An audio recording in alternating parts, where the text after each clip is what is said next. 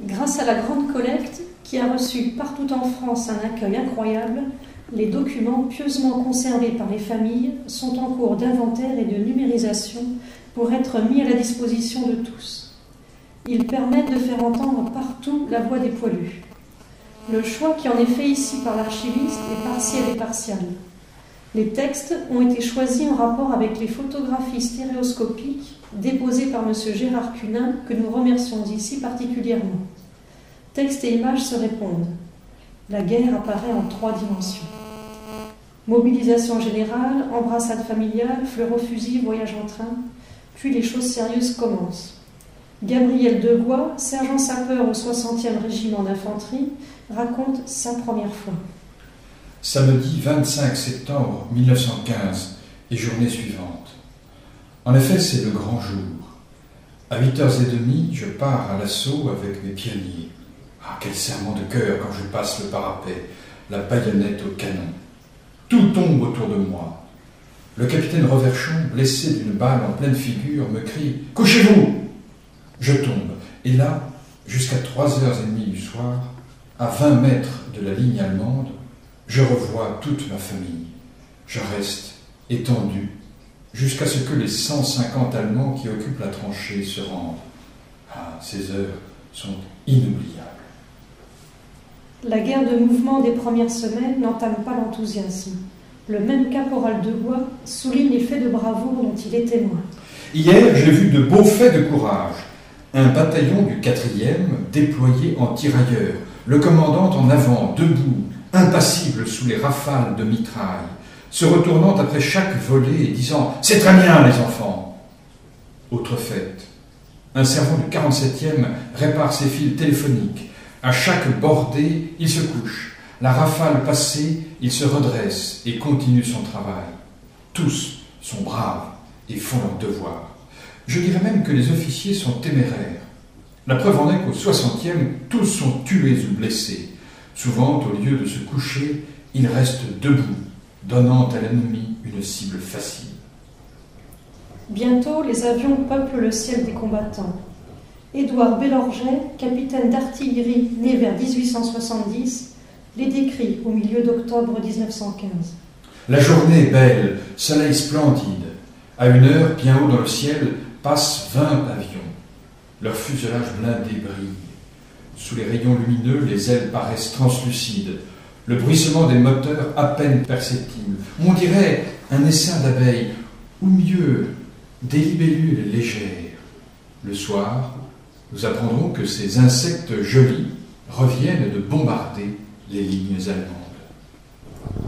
Le poilu fait des kilomètres. Ballotté au gré des affectations, des missions, des ordres et des contre-ordres, il voit du pays, découvre des pays parfois bien différents du sien. Le sergent Achille Philippot, qui combat avec le 226e régiment d'infanterie en Artois, compare dans son carnet l'habitat du village d'Hermin dans le Pas-de-Calais avec son pays natal. Oh, c'est un patelin construit comme tous les pays d'ici. Des bicoques bâtis en mortier, formés de terre et de paille. Ah, je ne sais pas comment ça tient debout. Des pays sales, où les fumiers sont éparpillés de tous les côtés, où les gens sont aproguins, c'est honteux. Ils ont le toupet nous vend du vin à 75 centimes le litre et de mettre un bon tiers d'eau. Et c'est pour ces gens qu'on fait tuer des milliers de soldats, pas des gens qui ont tout l'air d'être matinés allemands. Enfin, je trouve moyen de me faire un bon lit de paille et bien dormir. Le cadre familial et familier reste bien présent au cœur du poilu. Le dimanche 17 octobre 1915, Gabriel Degois, caporal sapeur au 60e régiment d'infanterie, est dans la Champagne pouilleuse. Triste journée de dimanche. Où sont donc les anciens dimanches en famille? Temps brumeux d'automne. Il commence à faire froid aux pieds. Mardi 19 octobre 1915. Tous ces pays sont morts. Je ne sais si cette tristesse vient du spectacle de toutes ces tombes, ou plutôt si la vue de ces terrains froids, dénudés, agit sur le système nerveux. En tout cas, ce sont de vrais pays perdus qui ne valent pas le plus mauvais coin de ma chère Bourgogne. Mais bientôt, les mois passant, le combattant est installé dans le paysage des combats. Bélorget, capitaine d'artillerie, va se rendre compte, après la bataille, le 19 octobre 1915, de l'effet de ces projectiles. Se mettant à la place des ennemis qu'il a contribué à tuer, il ne peut s'empêcher d'éprouver de l'empathie pour la mort lente et atroce qu'ils ont vu s'approcher inéluctablement. J'inspecte les environs autour de moi, et ce n'est pas sans une intense émotion que je parcours une petite partie où se joua le drame héroïque. Les parapets de craie sont écroulés, les toits blindés défoncés, et dans le sol crevé, je marche au travers de poutres, de sacs de sable innombrables et éventrés, de rails, de chemins de fer tordus, de rondins de bois pulvérisés. À ma droite, je distingue un fossé étroit, profond de 3 mètres, creusé lui-même de 50 mètres en 50 mètres, de puits obliques de 5 mètres de profondeur, dont l'entrée est en sens inverse de la parabole d'arrivée de nos obus. Des casemates blindées avec des rails et des traverses servaient aux mitrailleuses. Tout cela n'est d'ailleurs plus qu'un chaos sans forme et sans nom, impossible à décrire, creusé de trous profonds, d'où sortent des éclats d'acier monstrueux, des engins explosifs encore couchés sur le sol ou à demi enterrés, menaçants et farouches sur la terre desséchée. Et, malgré le travail de déblaiement, d'innombrables débris, capotes grises, fusils en morceaux, broyés, tordus. Et je pense qu'au fond des puits de craie, la grenade à main, jetée par l'ouverture étroite, y a broyé ceux qui s'y réfugièrent. Quelles durent être les idées de ceux-là, nos ennemis qui, enfermés ici pendant 3 jours, sous la tempête de feu, sentant s'écrouler une à une dans une angoissante solitude leur formidable défense, coupée de leur armée, leurs lignes de communications anéanties, dans une nuit effroyable, rayée de lueurs rouges, de flammes verdâtres, éclairant des corps qui sautent, des cris d'épouvante qui s'éteignent, virent la mort s'approcher pas à pas, minute par minute, pendant 3 jours, au travers du mur épais de cette terre de France qu'ils avaient cru conquérir. Les poilus font de leur vie des poèmes et des chansons, tel celui-ci, écrit à perte libre, lu dans la Marne en 1915, intitulé La Relève, mais pourrait rimer avec Marche ou crève. Sur un terrain vague, inégal et défoncé, couvert de minces obstacles, de fils barbelés, nous recherchons l'entrée d'un boyau introuvable. Près des vieilles tranchées et de trous innommables, dans cette craie hésitante, on va, on s'empêtre, on glisse, on chavire et l'on s'abat, avec de sourds jurons. Et puis on se relève, et chaque fois les griffes de fil nous enlèvent un peu de vêtements ou un lambeau de chair, tandis que fulgurant de violents éclairs que lancent dans le val les pièces réveillées, révèlent une terre affreuse et convulsée, où persiste l'horreur des précédents combats. Un caisson éventré, des cadavres sont là, parmi les fers tordus et criblés de mitraille. Ces visions d'éclairs attristent et fouaillent, et l'on tire plus fort sur le sac, harassé, et toujours la pluie tombe sur les dos courbés. Par les larges courroies, nos épaules meurtries entraînent le barda, la tête endolorie n'a plus qu'une pensée, sans répit avancer, et de la colonne ne pas se détacher. Car demeurer tout seul dans cette nuit obscure, c'est se mettre à merci de la moindre blessure, c'est peut-être rouler au fond d'un trou, râlant, là où jamais le jour ne passe. Être vivant, c'est se trouver soudain impuissant, solitaire. Si des gaz arrivent là, la nappe délétère, et c'est surtout la crainte éperdue de mourir, sans qu'une main amie puisse nous soutenir, sans avoir rien revu de notre pauvre monde, rien, pas même une étoile dans la nuit profonde. Pour les soldats mariés et pères de famille, la séparation est encore plus cruelle que pour les célibataires de 20 ans. Le sergent Achille Philippot, père de famille, écrit sur son carnet le 20 juin 1915 alors qu'il combat en Artois. Combien de malheureux sont encore tombés là, je n'ose pas y penser. De ceux qui sont tombés, combien sont pères de famille? Les 2 tiers. Ah, c'est cela qui est malheureux. Ceux qui tombent et qui sont célibataires, ma foi, c'est triste, mais nous autres, c'est amer de penser que derrière soi on laisse des êtres chers qui vous aiment et que l'on aime, des êtres qui attendent anxieusement les lettres de l'absent. Je me rends bien compte que la situation de ceux qui sont restés au pays est plus triste que la nôtre. Bah, nous sommes tous ensemble, on rit, on blague, on s'entraîne, et le temps passe. André Biteau, un angevin engagé volontaire en 1915, écrit dans les années 1970 ses souvenirs et réflexions. Il décrit les tombes individuelles et collectives près de Baccarat en Lorraine au printemps. La nature maternelle est si douce en ces pays, avait soin de veiller jalousement sur ces pauvres restes qui lui étaient confiés. Elle recouvrait d'un tapis de verdure et de fleurs des champs tous ces petits monticules qui surgissaient un peu partout.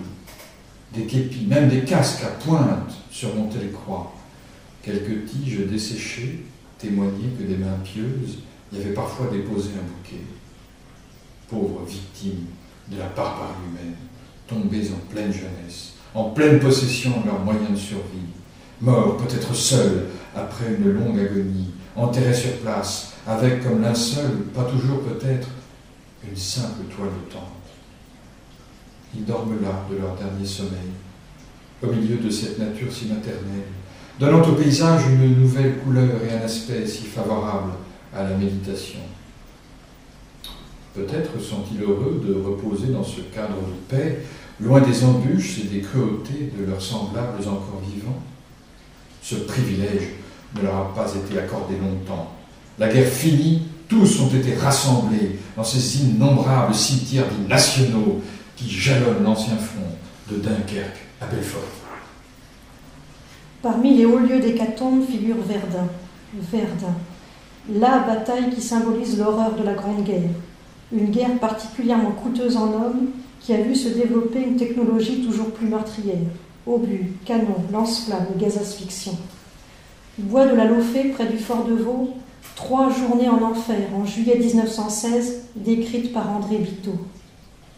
Jean-Père, un mitrailleur, était masculé par un éclat d'obus, douleur intolérable et peut-être affecté par la perspective d'une vie diminuée et sans joie, s'est tiré un coup de pistolet dans la tête. Pendant 3 ou 4 jours, nous allons vivre des drames aussi monstrueux. Sur notre droite, là-bas, vers la batterie de Donloup, une voix formidable qui parfois domine le fracas, appelle désespérément les brancardiers. Sa voix toute d'angoisse et de douleur crie qu'il n'a plus de jambes. Voix lamentable, désespérée, douloureuse, semblant d'une façon singulière prendre le ton d'une protestation, d'une accusation de la férocité humaine. Voix semblant jeter l'anathème sur tous les responsables de cette tuerie.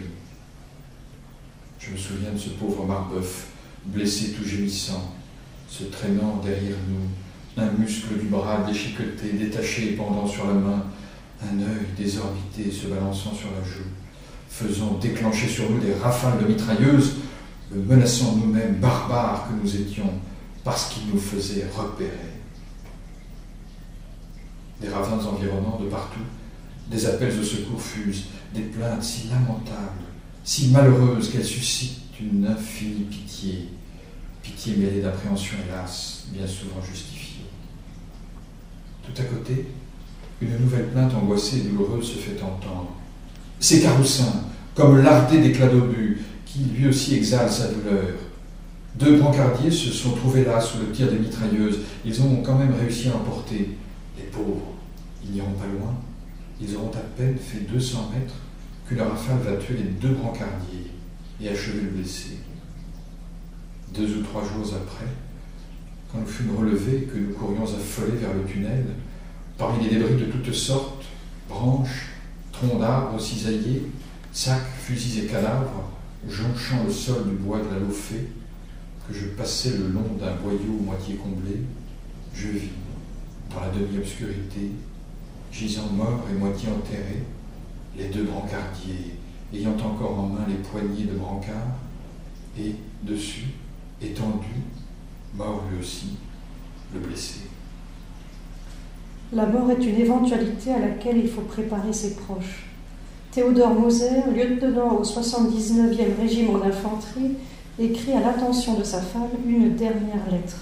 D'abord le 5 avril, puis le 20 mai. Il met ces 2 lettres dans une enveloppe qu'il conserve par devers lui. Voici celle du 20 mai 1915. 20 mai.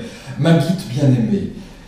J'ai été épargné au cours des combats devant Carency et à Blain-Saint-Nazaire du 9 au 15 mai. J'ai remercié Dieu de la protection qu'il a bien voulu me donner. Je le prie ardemment, comme toi, ma Guite, de me conserver cette faveur. J'ai vu la mort de près, ni plus ni moins que d'autres, et c'est affreux d'être fauché ainsi, devant les spectacles abominables du territorial et du soldat imberbe tué. C'est toi, ma bien-aimée, ma mère et Jacques que j'ai vu. Que de fois mon cœur s'est-il révolté devant ces pauvres cadavres, dont les parents, angoissés d'être sans nouvelles, m'apparaissaient désolés sans que je les connaisse. Ma louloute, que de fois j'ai pensé au chagrin que nous éprouverions en apprenant la mort de Jacques à 20 ans. Glorieuse ou pas, la mort, c'est la mort. C'est atroce quand on aime sa femme. Devines-tu quelque chose de comparable au geste du soldat qui, avant l'assaut, épingle à sa capote la lettre qu'il vient d'écrire à sa femme? Ah, guerre maudite. Moi, ma fille, je n'ai pas ce courage. C'est pourquoi je t'écris cette lettre. Je ne veux pas changer en un coup terrible la joie que tu ressens quand tu reconnais l'écriture de la Loutre. Tu aimes trop ton grand pour ne pas deviner qu'il n'est plus. Alors tu te diras souvent qu'il t'aimait, qu'il t'adorait, toi, sa chère petite femme, sa compagne chérie, qui ne peut regarder sans qu'aussitôt des larmes lui viennent aux yeux, sans souffrir en pensant au chagrin qui est le tien, à toi, ta Loutre. Tout le monde la déteste, cette guerre qui cause tant de deuil. Chacun en est fatigué, dégoûté. La paix serait accueillie avec soulagement. C'est la vérité. En proie à des hallucinations, les poilus ont parfois des pensées bizarres devant des spectacles qui nous feraient, à nous, dresser les cheveux sur la tête. Ils en ont tellement vu, ils sont blindés. André Vito est dans la Somme en 1918. Certains objets, certaines rencontres lui inspirent des réflexions étranges. En haut d'une côte, endroit qui semblait avoir été un carrefour, ravagé, noirci, bouleversé, la terre là aussi semblait morte.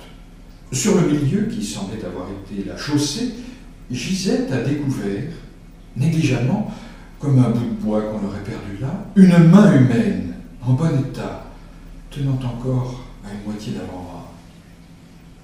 Blasé par la vue, par l'odeur des cadavres, dans toutes les positions, dans un état de putréfaction avancé, cette mini-chose, direz-vous, ne pouvait guère nous influencer.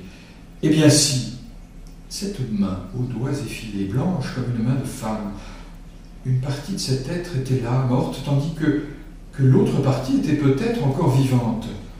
Ce dilemme rendait ce cas encore plus mystérieux que la vue d'un cadavre complet. Qu'est devenu le propriétaire de cette chose macabre?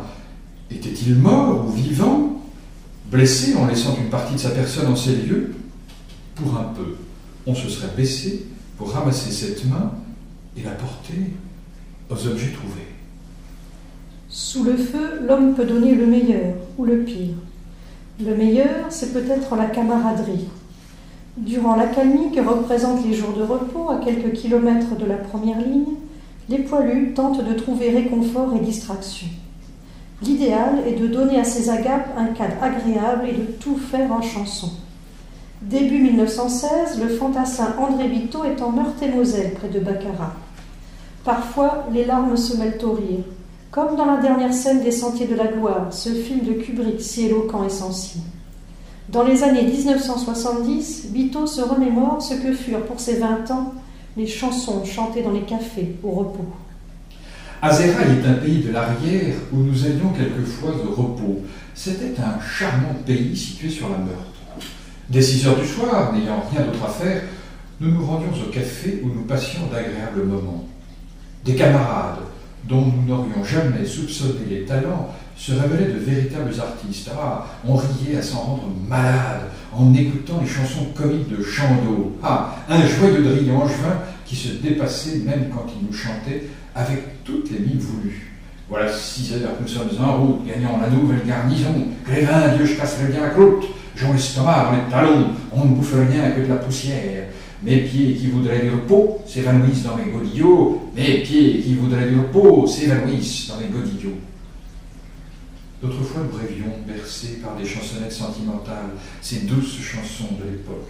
C'est la valse brune sous les ponts de Paris. Et les airs voluptueux de femme, que vous êtes jolie femme, tes jolis yeux. Tous les airs gravés dans nos mémoires.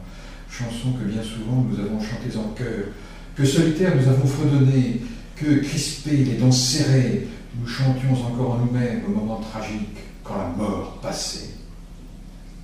Rire de chansons, misère des tranchées, fièvre des coups durs, horreur des attaques, piquetant la plaine d'une multitude de tables horizon.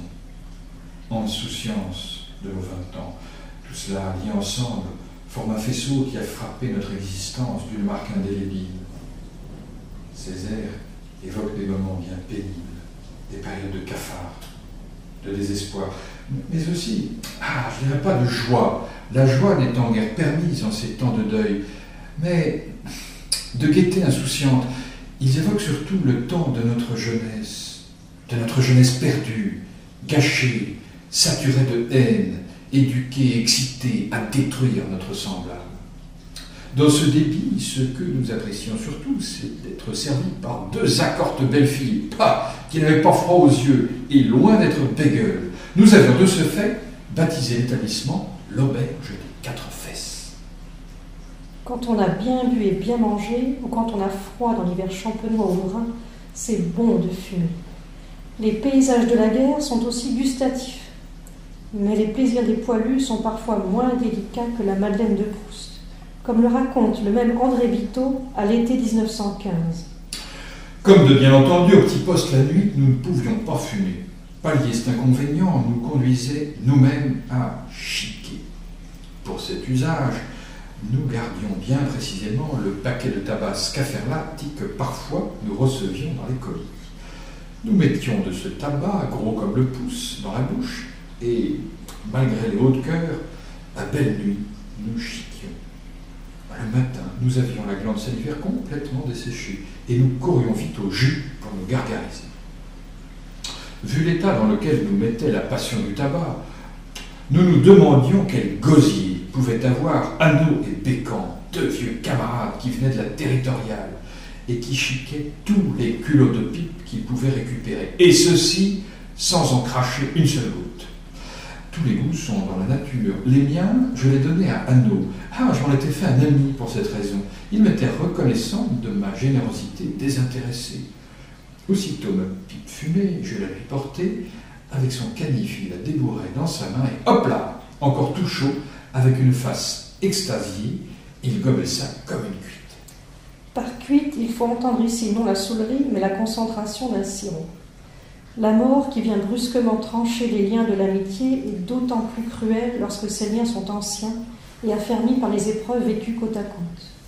Le sergent Émile Matet, né le 29 mai 1888, est tué le 7 juillet 1915 à Marbotte dans la Meuse. Le bulletin paroissial de Vito reproduit sa citation à l'ordre de l'armée. Brillante conduite à l'attaque du 7 juillet, a été tué pendant qu'il prenait des dispositions pour organiser les positions conquises. Le même bulletin cite aussi la lettre de l'un de ses chefs à ses parents. Monsieur, en réponse à votre lettre du 11 juillet, je vous confirme la mort de votre fils Émile Matet, sergent à la première compagnie. Il a été tué lors d'une attaque le 7 juillet d'un éclat d'obus. Durant le combat, il s'est bravement conduit, a été cité à l'ordre du jour du régiment. Je vous envoie ci-joint le diplôme de cette citation. Post-scriptum, votre fils est inhumé au cimetière de Marbotte, Meuse. Enfin, les circonstances de la mort de ce sous-officier d'infanterie sont relatées à son père par un frère d'armes nommé Varro dans une lettre du 26 août 1915. Monsieur, votre fils Émile était en effet un de mes bons amis, et si souvent il vous parlait d'un camarade intime, c'était de moi certainement, car nous ne nous étions jamais quittés depuis Dijon. Ce pauvre Émile était plein de courage. Il est tombé le 7 juillet, victime de plusieurs blessures occasionnées par l'éclatement d'un obus. La mort fut instantanée, et votre fils n'a pas souffert un seul instant. Vous donner plus de détails et empiéter dans la censure et de là occasionnerait la suppression de ma lettre.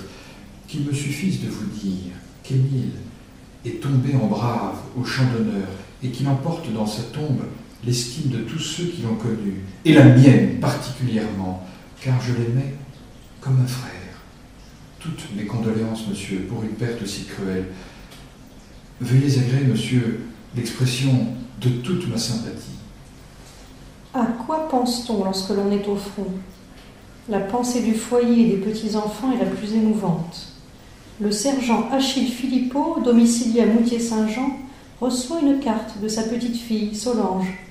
Ornée de 2 drapeaux français, la carte charmante est écrite par la fillette, de 8 ou 9 ans. Samedi 11 septembre 1915.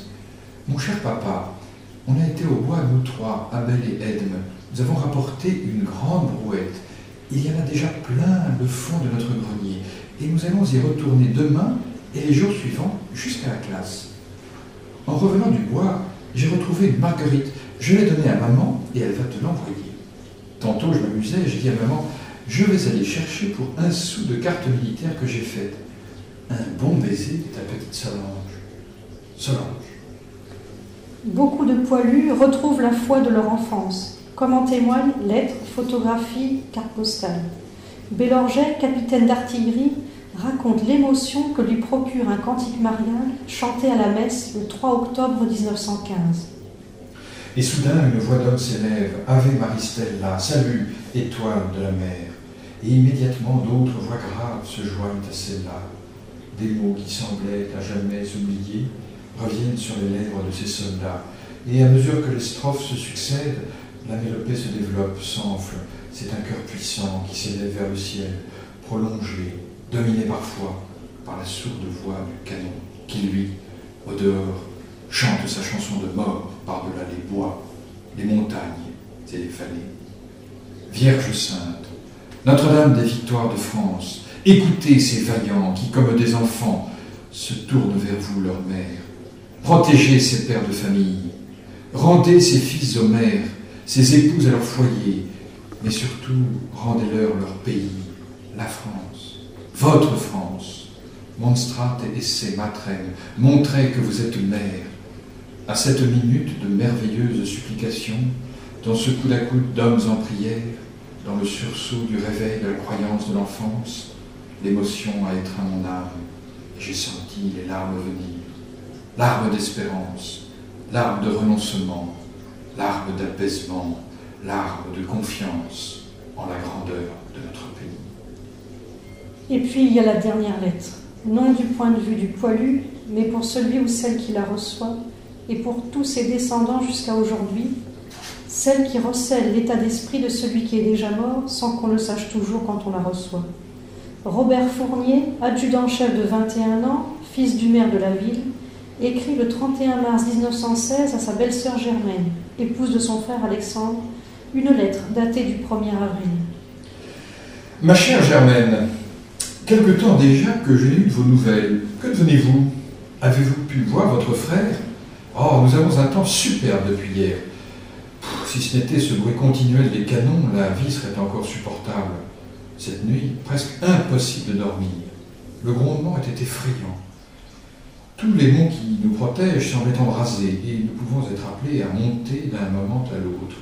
Bon, ça sera peut-être notre bonheur. Une gentille petite blessure. Puis évacuer sur Nice ou Vichy, convalescence, permission. Enfin, revoir un peu cette vie que j'ai quittée depuis 17 mois ne serait pas pour me déplaire.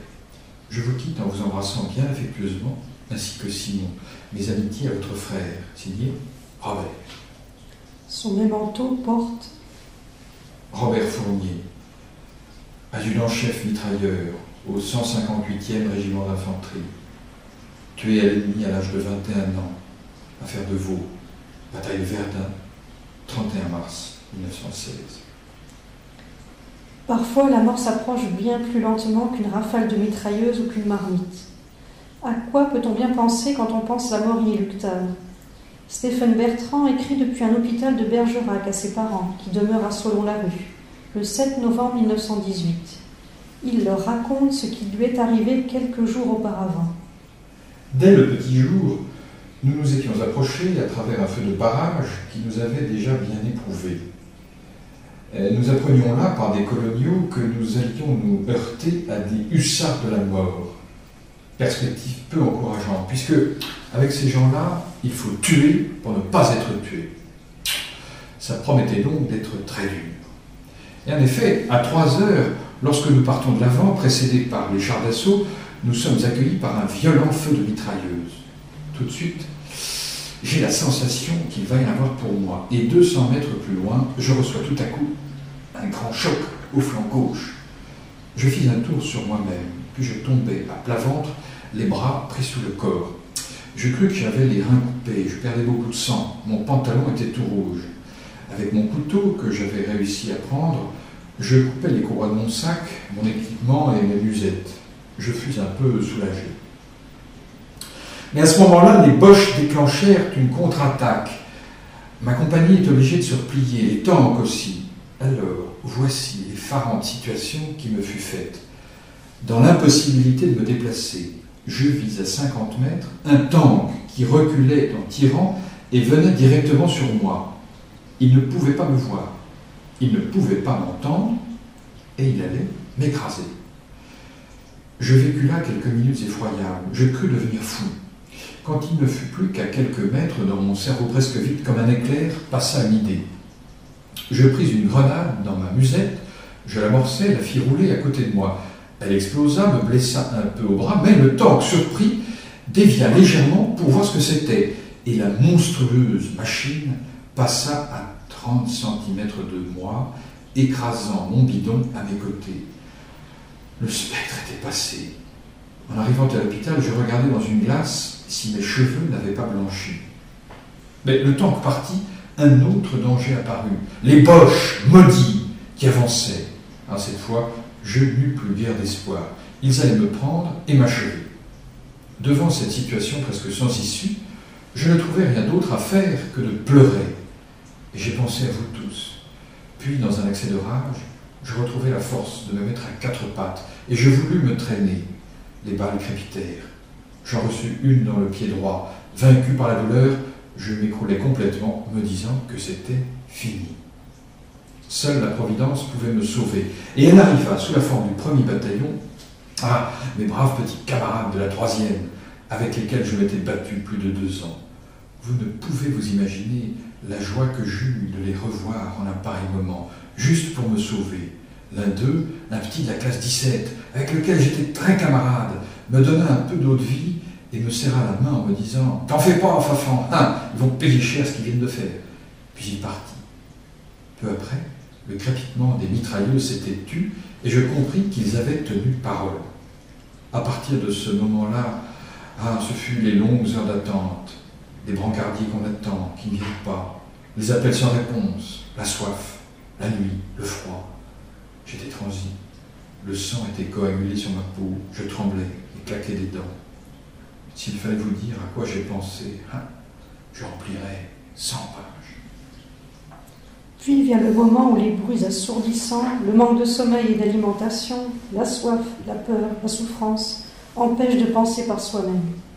Les images viennent d'elles-mêmes, et plusieurs de nos poilus ont su les retranscrire fidèlement. Dans son trou pestilentiel, André Biteau, au milieu de l'enfer de Verdun en juillet 1916, tâche de survivre. Des quantités de pensées m'assaillent.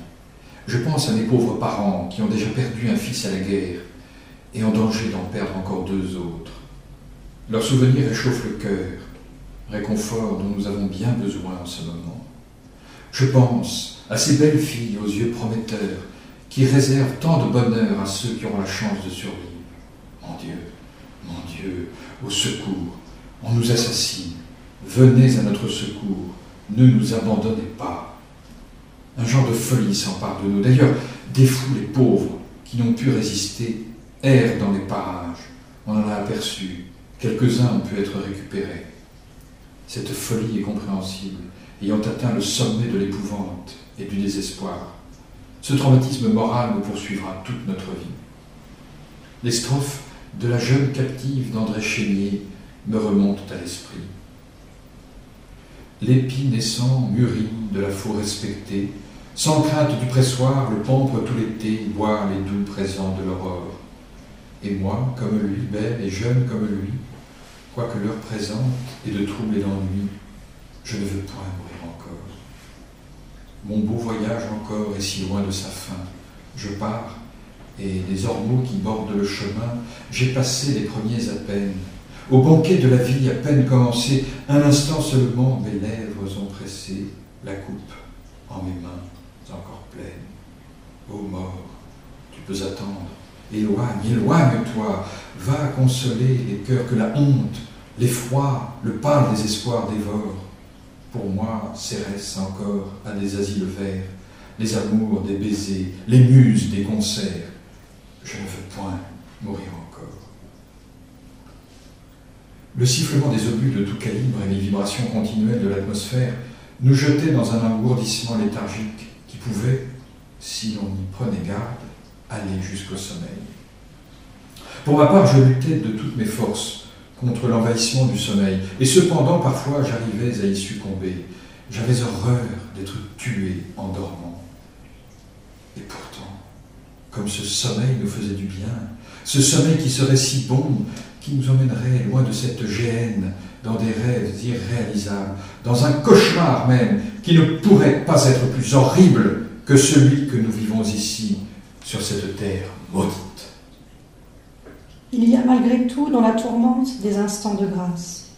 Dans l'atmosphère orageuse de l'enfer de Verdun, en juillet 1916, les seuls animaux vivants sont les vers et les mouches. Et pourtant, André Biteau décrit un événement minuscule, mais de grande portée pour tous ceux qui y ont assisté.